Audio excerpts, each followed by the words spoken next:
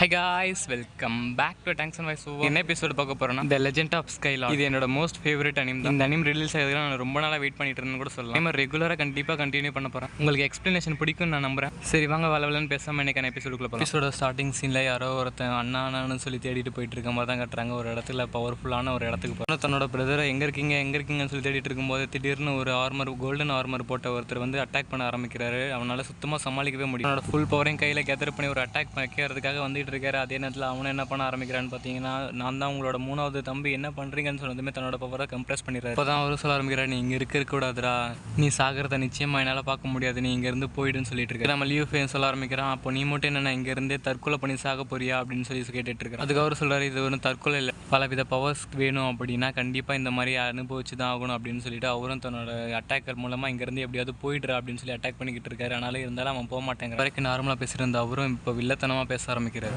இந்த வானத்தை நோக்கின பயணம் பிறப்புக்கும் இறப்புக்கும் நடுவில் இருக்கிறது.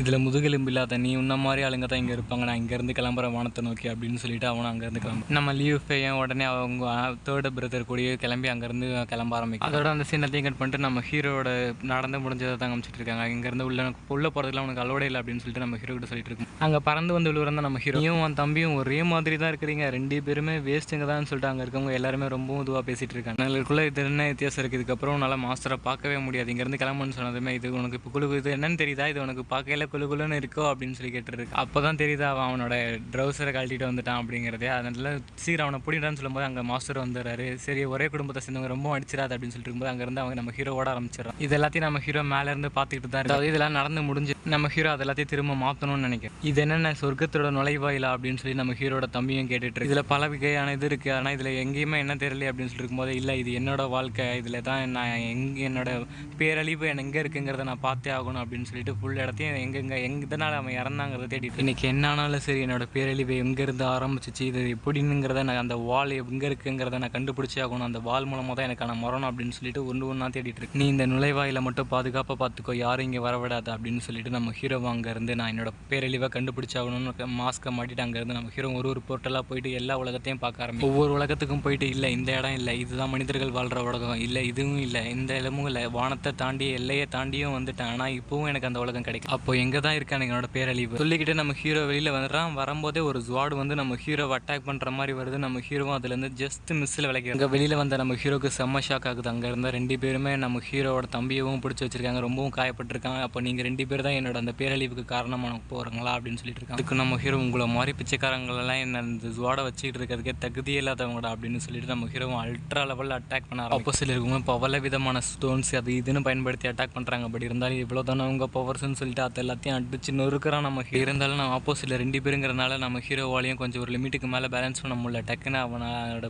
பவர்ஸை பயன்படுத்தி பலவிதமான நாட்டுக்கு போக ஆரம்பிக்கிறான். அவனோட பவர்ஸ் மூலமாகவே அங்கேயும் துரத்தி வந்து நீ இதுக்கு மேலே செத்தடா எங்கேயும் உன்னால் ஓட முடியாதுன்னு சொல்லிட்டு இருக்கும்போது நம்ம ஹீரோ அப்பவும் பவர்ஸை பயன்படுத்துகிறோம். அந்த பவர் மூலமாக நம்ம அந்த ஆட்களை முழுங்கக்கூடிய செடிங்க பலவிதமானதை அதுக்கு வந்து கண்ட்ரோல் பண்ணி அதை எல்லாத்தையும் அவன் ஆப்போசிட்டில் இருக்கவங்களை அட்டாக் பண்ணுற மாதிரி அனுப்பிச்சு விட்றான். இருந்தாலும் அது எல்லாத்தையும் அடிச்சு நறுக்கிட்டு நம்ம ஹீரோ அட்டாக் பண்ணுறதுக்காக வரும்போது நம்ம ஹீரோ ஒரு பஞ்சு வச்சிடறான். அந்த ஆப்போசிட்டில் இருக்க பொண்ணும் அது பாட்டுக்கு ஒரு சுழல் காத்துக்குள்ளே மாட்டிக்கிட்டு அங்கே தான் நடந்து போயிட்டுருக்கா. இருந்தாலும் நம்ம ஹீரோ அவனை முடிச்சதோட இந்த பொண்ணு அட்டாக் பண்ணுறதுக்காக வரான். இருந்தாலும் இந்த பொண்ணு டிஃபெண்டை வச்சு ஜுவாடை வச்சு அட்டாக் பண்ணிட்டு இருக்கு.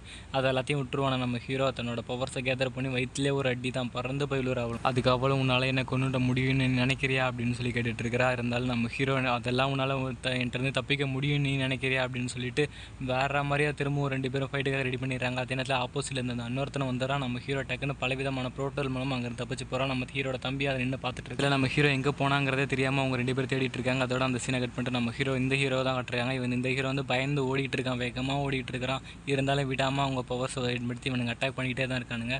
பட் இருந்தாலும் இவனால் எவ்வளோ தூரம் ஓட முடியுமோ அவ்வளோ தூரத்துக்கு ஓடிட்டு இருக்கான். முடிஞ்ச வந்து என்ன புடுறான்னு சொல்லிட்டு தான் ஓடிட்டு இருக்கான். இருந்தாலும் அவன் செம்ம கோவத்தில் வேணாம் தலைவரன்னு சொல்லிட்டு இருக்காங்க. இருந்தாலும் இல்லை இவனை கொன்னே ஆகணும் அப்படிங்கிறதுக்காக ஓடுறான்.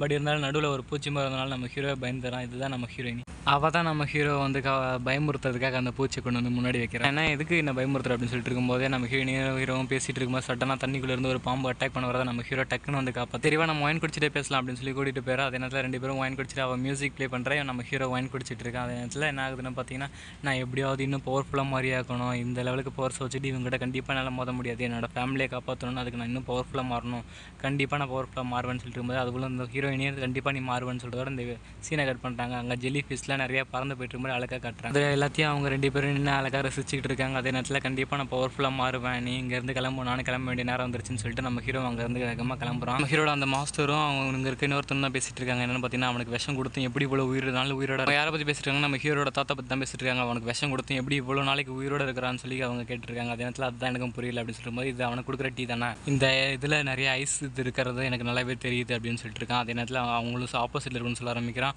கண்டிப்பாக நாளைக்கு காலை விடியல சூரியனை பார்க்க மாட்டான், அவன் கண்டிப்பாக அவன் செத்துருவான் அப்படின்னு சொல்லிட்டு, சரி உங்கள் குடும்பத்துலேயும் பயங்கரவன் இருக்கானா அப்படின்னு சொல்லி கேட்டுட்டு இருக்கும்போதே அப்போ தான் நம்ம ஹீரோ பற்றி பேசுகிறாங்க. அதை கேட்டதையும் நம்ம ஹீரோவை செம்ம ஷாக் ஆகுறான். அதுக்கப்புறம் நாளைக்கு காலையில் அவங்க யாரும் உயிரோடு இருக்கக்கூடாது அப்படின்னு சொல்லிட்டு அவங்களுக்கு ஒரு உத்தரவு கொடுக்குறான். சரி ஓகே மாஸ்டர் அப்படின்னு சொல்லிட்டு இவங்க எல்லாருமே அவனுக்கு இது பண்ணுறத நம்ம ஹீரோலாம் செம்ம ஷாக் ஆகுறான். யார் இவன் அப்படிங்கிறதே புரியல அப்படின்னு சொல்லும்போது டக்குன்னு சவுண்டு வரதை பார்த்துட்டு நம்ம ஹீரோ அங்கே இருக்கான்னு தெரிஞ்சுட்டு அட்டாக் பண்ணிடுறாங்க. நம்ம ஹீரோ வேகமாக அங்கேருந்து ஓடுறான். அங்கே ஹீரோயினி வந்து பார்க்குற நம்ம ஹீரோ ஐயோ இப்போ போனால் இவ்வளோ மாட்டிக்குவா அப்படின்னு சொல்லிட்டு நம்ம ஹீரோவை என்ன பண்ண வரான்னு பார்த்தீங்கன்னா, அவங்களுக்கு வாட்டுற மாதிரியே வேணுன்னே அவங்ககிட்ட மாட்டிக்கிற மாதிரி நான் இங்கே தான் இருக்கேன், அந்த பக்கம் போக விடாமல் தடுத்து நான் இந்த பக்கம் இருக்கேன் வாங்கன்னு சொல்லி கூட்டிகிட்டு பக்கம் வானத்தில் இருக்கிறவன் தான் ஃபைட் பண்ணிட்டு இருக்கேன் தான் காமிச்சிட்டு இருக்காங்க. அவனும் வேறு லெவலில் விட்டு கொடுக்காம 2 பேர் கூடயும் ஃபைட் பண்ணிட்டு தான் இருக்கிறான். இருந்தாலும் அவங்க 2 பேரும் விடாமல் நம்ம ஹீரோவை போட்டு அட்டாக் பண்ணிக்கிட்டே தான் இருக்காங்க. தன்னால் முடிஞ்ச அளவுக்கு தன்னோட ஸ்பெல்ஸ் எல்லாத்தையும் பயன்படுத்தி அவங்க 2 பேர்கிட்ட இருந்து டிஃபெண்ட் பண்ணுறான், அட்டாக்கும் பண்ணுறான். பட் இருந்தாலும் அவங்க எல்லாருமே ரொம்பவும் பவர்ஃபுல்லாக இருக்க 2 பேரும் பவர்ஃபுல்லாக இருக்கிறதுனால நம்ம ஹீரோலையும் அட்டாக் பண்ண முடியாது. இருந்தாலும் ஒரு அட்டாக்ல அவங்க 2 பேருமே